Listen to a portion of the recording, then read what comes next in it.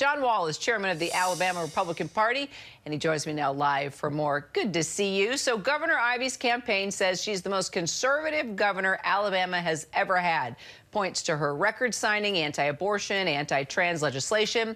What do you make of the other candidates calling her conservative credentials into question here? And what does it say, really, about the state of the party right now? Well, I think anytime you have a primary election, you're going to have candidates jockeying for that position. Because in Alabama, you want to be conservative. You want to be the candidate to the right.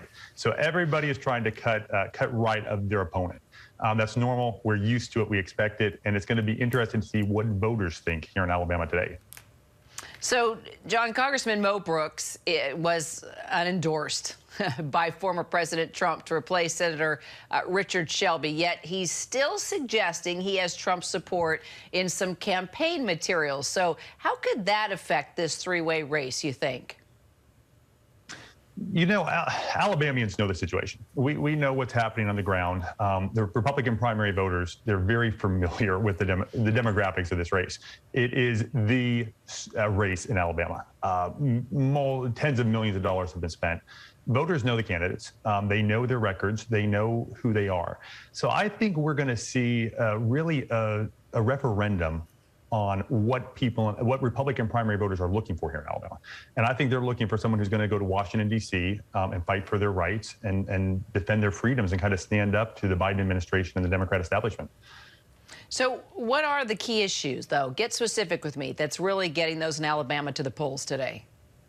I think the number one issue is D.C.'s lack of understanding of the average person in America, whether it's gas prices, runaway inflation.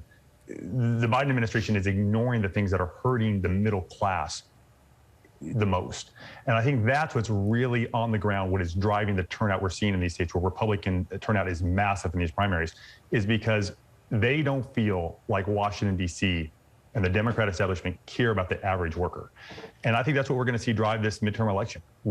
Voters want someone who's concerned about how policies affect them, because bad policies have real world consequences. So when the dust clears on the intra-party squabbling, if it does, will Republicans be able to unite around their nominees, you think? Without a doubt. Here in Alabama, we're all a family in the primary, and you have squabbles in your family, you have issues, but when it comes to the general election, we are going to be lockstep. We're going to all be together, and we're going to win in November, both in 2022 and 2024. All right. We'll be following it all, of course. Alabama GOP Chair John Wahl. Thanks, John. Hi, everyone. George Stephanopoulos here. Thanks for checking out the ABC News YouTube channel. If you'd like to get more videos, show highlights, and watch live event coverage, click on the right over here to subscribe to our channel. And don't forget to download the ABC News app for breaking news alerts. Thanks for watching.